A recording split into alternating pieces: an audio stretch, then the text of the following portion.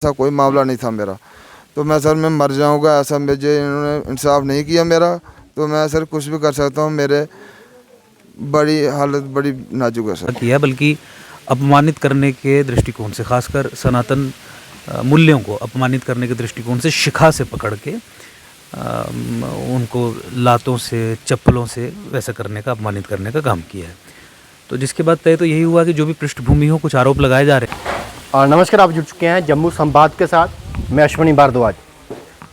Showa गांव से एक वीडियो वायरल हुई थी जिसमें एक महिला जो है एक व्यक्ति के ऊपर जिस तरह से जो वीडियो में दिखा रहे हैं कि उन्होंने माफ़ी मांगी, क्या है पूरी बात वो तो हमें नहीं पता, लेकिन आज अंकुर शर्मा जी हैं, उनसे हम विस्तार रूप से बात करेंगे कि उन्हें किस तरह से ये मामला पता चला और अब तक क्या कार्रवाई है। हमारे साथ अंकुर जी जम्मू संवाद में आपका स्वागत है जी। बहुत धन्यवाद। अंकुर जी, थोड़े विस्तार से एक बार वो बात बताएं कि क्या हुई है और अब तक क्या कार्रवाई हुई है उस पर। ये देखिए, कुछ दिन पहले हमें यहाँ के जो निवासी हैं उनका फ़ोन आया और उन्होंने बताया कि रात को 9 साढ़े 9 बजे इस तरीके से यहाँ पे जो रह रहे मुसलमान समुदाय के लोग हैं, उन्होंने ग्रुप बना के कुछ लोगों को बुलाया, पिता और पुत्र को बुलाया है और उन पे हमला किया। ना केवल हमला किया बल्कि अपमानित करने के दृष्टिकोण से, खासकर सनातन मूल्यों को अपमानित करने के दृष्टिकोण से शिखा से पकड़ के उनको लातों से, चप्पलों से वैसा करने का, अपमानित करने का काम किया है।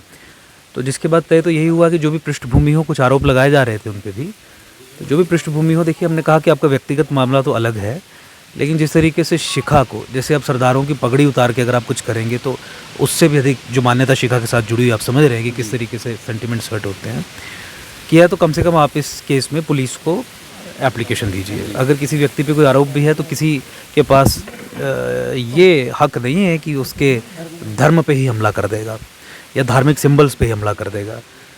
तो ये एप्लीकेशन फ़ाइल की गई और यहाँ के सब लोगों का सहयोग रहा, मिलजुल के पुलिस पे दबाव बनाया गया और पुलिस ने अल्टीमेटली इस केस में FIR अंडर सेक्शन 295A मुझे बताया गया कि 78/2023 पुलिस स्टेशन अमगरोटा में लगाई है जी। उसके बाद धरपकड़ की कोशिश की गई। गांव वाले ये कह रहे हैं कि शायद एक आधे व्यक्ति को पकड़ा, बाकी लोगों को पकड़ा नहीं था। तो वीडियो में तो काफ़ी सारे लोग थे जो इस तरीके की हरकतें कर रहे थे।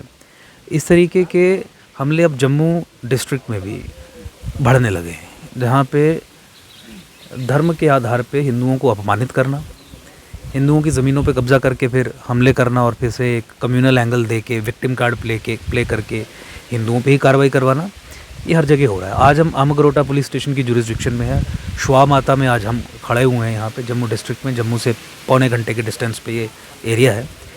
यहाँ पे अगर ऐसा होगा कि आप यहाँ के जो ओरिजिनल रहने वाले लोग हैं, अपना आप एक मीटिंग बुलाएंगे, उनको बुलाएंगे और हमें मारने पीटने का काम करेंगे, तो सोचिए कि हम किस मोड़ पे खड़े हैं, खतरे कितने बड़े हैं।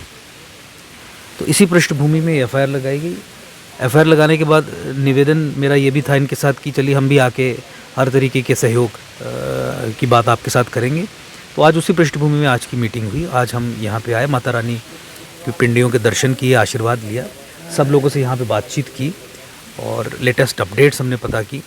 एक जो बहुत ख़तरनाक बात उभर के सामने आ रही है वो ये आ रही है कि FIR की रजिस्ट्रेशन के बाद यहाँ का जो मुस्लिम समुदाय है इन लोगों को धमका रहा है। अच्छा, मुझे बताया गया कि वो ये कह रहे हैं कि तुमने FIR तो लगवा दी, लेकिन तुम्हारे घर का रास्ता तो यहीं से जाता है, केवल एक ही रास्ता है जो हमारे घर के सामने से होके ही जाता है। तो शायद जान से मारने की धमकियाँ या उस तरीके का काम भी कुछ हो रहा है। मैं पुलिस से निवेदन करूँगा कि इस FIR की इन्वेस्टिगेशन में इस तरीके की धमकियों का भी संज्ञान लिया जाए और इनको भी हमने समझा दिया है कि अगर ऐसी कोई धमकी कोई देता है, गैरकानूनी हरकत करने का प्रयास करता है, तो आप पुलिस को लिखित में शिकायत दर्ज करवाएं। हमने नहीं आश्वासन दिया है कि इस कानूनी लड़ाई में, क्योंकि अभी ये कानूनी लड़ाई बन चुकी है, कानूनी लड़ाई में डिस्ट्रिक्ट कोर्ट से लेकर हाई कोर्ट और हाई कोर्ट से लेकर सुप्रीम कोर्ट तक एकम सनातन भारत दल, जो एकजुट जम्मू पार्टी का बड़ा व्यापक रूप है, पैन इंडिया लेवल पे जो हमने लॉन्च किया, उसका पूरा इंफ्रास्ट्रक्चर आपके साथ रहेगा। पूरे तरीके से हम इनका सहयोग करेंगे इन कानूनी लड़ाई में। और ये जो जम्मू संभाग के इस्लामीकरण की जो राजनीतिक साजिशन जो चीज़ें चल रही हैं, जो लड़ाई है, उसके लिए तो आप जानते हैं हम संघर्षरत हैं ही हैं। उस लड़ाई में भी यहाँ के तमाम लोगों ने हमारे साथ कंधे से कंधा मिला के हमारे साथ चलने का आश्वासन दिया है, क्योंकि पॉलिटिकली एकजुट जम्मू पार्टी या एकम सनातन भारत दल जो है वो उसे लड़ रहा है। सर, इस वीडियो वायरल हुई है उस पर अब तक क्या कार्रवाई? देखिए, महिलाओं के अधिकार हैं, हम सब थे, अगर कोई व्यक्ति कब उनका मामला है वो पुलिस में जाएं। सरपंचों ने वहाँ पे एक मीटिंग बुलाई और वहाँ पे जिस तरह से निरादर किया, वहाँ पे पूरे हिंदू समाज के लिए ये एक बड़ी बड़ी बात है। बड़े सारे समाज के लोग जो हैं सभाएं करते हैं, लेकिन वो लोग यहाँ पे इकट्ठे नहीं हुए, आप लोग यहाँ पे आए हैं। सर उस वीडियो पे क्या अभी तक क्या एक्शन होगा, क्योंकि एक वीडियो किसी के अभी वो बेचारा किस तरह से बाकी लोगों को मुंह दिखाएगा, क्योंकि हर जगह ये वीडियो वायरल हो रही है, इस पे किस तरह से नहीं, तो कार्रवाई होगी? इसमें पुलिस ने ये वीडियो अभी तक डिलीट करवा दी होनी चाहिए थी, और मुझे लगता है कि अगर अभी तक नहीं करवाई है तो तत्काल जो इनके डिफरेंट सेल्स हैं, चाहे वो साइबर पुलिस है, टेकअप करके जो एसएचओ हैं वो टेकअप करें अपने हायर ऑफिशियल्स के साथ और तत्काल प्रभाव से उस वीडियो को डिलीट करवाएं सब प्लेटफॉर्म से। वो किया जा सकता है, टेक्नोलॉजी के माध्यम से किया जा सकता है। पुलिस के पास वो पावर है, वो ताकत है, वो अथॉरिटी है जिससे वो करवाया जा सकता है। और अगर एसएचओ या पुलिस वालों को अगर कोई इसमें फॉर्मल एक रिक्वेस्ट चाहिए तो आप ये कंसीडर करें इसी संदेश को एक फॉर्मल रिक्वेस्ट, और आप वो डिलीट करवाएं वीडियो जो एक डिफेम करने का भी काम कर रही है और अल्टीमेटली समाज में और अराजकता पैदा करने वाली परिस्थिति बना सकती है। क्योंकि उस वीडियो को देखने के बाद ही यहाँ का सारा जो पॉपुलेशन थी जो वो मोबिलाइज हुई और एफआईआर लगी। जिस दिन एफआईआर लगवानी थी तो आप जानते हैं थाने में 100, 150, 200 के करीब लोग थे, और इसीलिए पुलिस ने दबाव में मजबूरन लगाई भी। नहीं तो पुलिस आप जानते हैं कि जब तक आप कोर्ट में नहीं जाएंगे तब तक एफआईआर लगाएगी नहीं, खासकर ऐसे मामलों में। सर लोगों ने और क्या समस्या यहाँ पे बताई आपको? देखिए, लोगों ने यही समस्याएं बताई कि यहाँ पे इस समुदाय ने शामलाट ज़मीन हो, सरकारी ज़मीन हो, आसपास की जंगलात की ज़मीन हो, बहुत सारे इंस्टांसेस गिनाए स्पेसिफिक केसेस कि इलीगल कब्जे किए हैं, इलीगल इंक्रोचमेंट्स किए हैं। और ये भी बताया गया कि तस्करी का काम भी होता है, और ये भी बताया गया कि यहाँ पे जो गौ तस्करी में कुछ लोग प्रोबेबली शामिल हैं, जिनके कुछ गाड़ियाँ वाड़ियाँ भी इन लोगों ने पकड़वाई हैं, उस बारे में भी सूचना दी गई। अब काउ स्लॉटर, बोवाइन स्मगलिंग, गौ तस्करी के संबंध में भी एकम सनातन भारत दल निरंतर संघर्ष रहता है। उस संबंध में भी हमने ये कहा कि मिलके उस लड़ाई को आगे लड़ेंगे। लेकिन परिस्थिति बहुत गंभीर है। अब तो फिज़िकल अटैक्स यहाँ के लोगों पे हो रहे हैं। इतनी हिम्मत कैसे किसी की हो सकती है कि वो एक जिरगा बिठाएं और उसमें 2 लोगों को बुलाएं और फिर फैसला सुनाएं अपना कि आपने ये जुर्म किया। इसकी ये यहाँ पे कोई इस्लामी पंचायत नहीं चल रही है, ये भारत है। भारत में इस तरीके की चीज़ों को टॉलरेट नहीं किया जाएगा। धन्यवाद। तो हमारे साथ बात करने के लिए अंकुर शर्मा जी, और मैं भी रिक्वेस्ट करूंगा एसएचओ सर से कि इस पे गंभीरता से मामले को देखें। होती है, अगर ऐसा कोई किसी धर्म के ऊपर कोई अत्याचार करता है तो दुख सारे समाज को लगता है, और गलती का जो वायरल की हर समाज जो जिस समाज के जिस आदमी ने भी उसको देखा बहुत बुरा लगा। इसीलिए आज अंकुर शर्मा जी भी आए हुए हैं। बाकी ब्रह्म कह रहे कि लेन देन का इसके इनके साथ ये घटना हुई है। इन्होंने भी कोई ऐसी बात नहीं की। आप यहाँ माता रानी के दरबार में हो और ये पूरी दुनिया आपको देख रही है, आपको माता रानी की कसम लगे, थोड़ा विस्तार से हमें बताएं, क्योंकि सच क्या है वो चीज़ें आप बताएं। जय माता सर जी, बहुत बहुत बहुत आपका धन्यवाद जो आपने मेरी इधर आए और मेरी बात रख रहे हो। और सर जी मैंने दुकान करता हूँ उधर। अच्छा। और उधर 7-8 साल हो गए दुकान करते हुए, और मैं शादीशुदा हूँ, और डैडी 2-3 बंदे हैं हम घर से। और सर मैं डेली उधर जाना होता है दुकान पे, तो उधर से पूरा जो हमारी दुकान 3 किलोमीटर है हमारे घर से। अच्छा। तो उधर मुसलमान एरिया पूरा, तो उधर पहले से मैं करता हूँ दुकान, 7-8 साल हो गया, और ऐसा मामला कभी पहले भी नहीं हुआ मेरे साथ।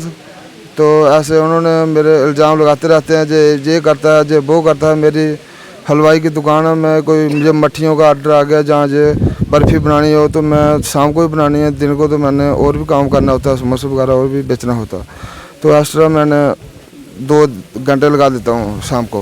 तो बोलते हैं ये रात को 2 घंटे लगाता है, क्या करता है इधर, कोई 2 नंबरी काम करता है। सर जो 2 नंबरी काम जो खुद करते हैं और नाम मेरा आगे करते हैं, जे कर रहा है। और जो सारे कोई जो होते हैं पशु वगैरह, और सर उधर श्रीनगर में चढ़ाते हैं।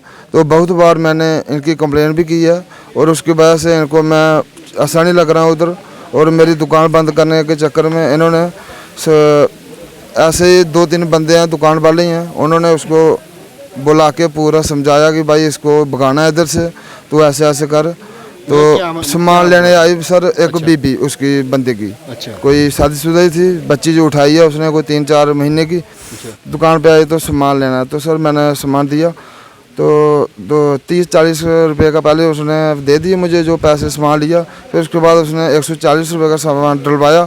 तो बोल रही है मेरा घर वाला देगा पैसे। पहले वो सामान लेते थे, पहले मैं कढ़ाई कढ़ुई लाई उनसे, घर से पैसे नहीं दिए उन्होंने, फिर भी मेरे 300-400 रुपये रहता था। पर मैं इनके घर नहीं जाता हूँ मांगने, मुझे पता है ये कुछ ना कुछ इनका काम ही यही है, मेरा नहीं है खाली, और भी इनका चलता रहता है, कोई ना कोई इन्होंने मुर्गा बनाया होता है। उसके बाद मेरे वो जो 140 का सामान मैंने दिया था वो मैंने वापस रख लिया, मैंने नहीं देना, बोल रहे मेरे घर वाला देगा, मैं वो नहीं, 2-2 महीने मुझे दिखता ही नहीं है, मैं कहाँ से लूँगा। तो मैं पहले भी देता रहता था, तो बड़े कम पैसे देते हैं लोग कि जेब में होंगे फिर भी नहीं देंगे, बोलेंगे कोई झगड़ा या कोई बात करे तो हम इस पर कंप्लेन करें, तो मैं नहीं बोल सकता था। तो उसकी वजह से सर जब मैंने सामान रखा घर में वापस दुकान पे तो वो चली गई। तो उसके बाद 3 दिन बाद मुझे फ़ोन आता है उसके घर वाले का। 3 दिन के बाद सर फ़ोन आता है कि भाई तूने मेरी बीबी को छेड़ा है और उस पर अंदर जो शटर बंद कर दिया। तो मैंने सर कुछ नहीं किया ऐसा, मैंने दुकान खोली है, 2-4 बंदे और भी थे उधर, मैंने दुकान बंद थोड़ी करने के लिए खोली है, मैंने खोली है तो दुकान दिहाड़ी लगानी है। तो उन्होंने ऐसा मेरा प्लान बनाया, तो उधर जाके मैंने पर्चा देना है। और सोच रहे हैं भाई इनका जब पैसे नहीं हो, जहाँ बंदे ऐसे ही करते हैं, 2 लाख रुपया कोई इकट्ठा आएगा तो वो वही काम करेगा। अभी मैं समोसे बनाता हूँ, जहाँ हलवाई का काम करता हूँ, तो पैसे कम होंगे तो दिहाड़ी लगाएंगे, पर वो दिहाड़ी नहीं लगाते हैं, वो ये सोचते हैं कि किसको फंसाएं हम, तो लाख रुपये जो इकट्ठा आए। तो उसकी वजह से सर मुझे इन्होंने पूरा प्लान बना के और उधर बुलाया और पूरा धमकाया।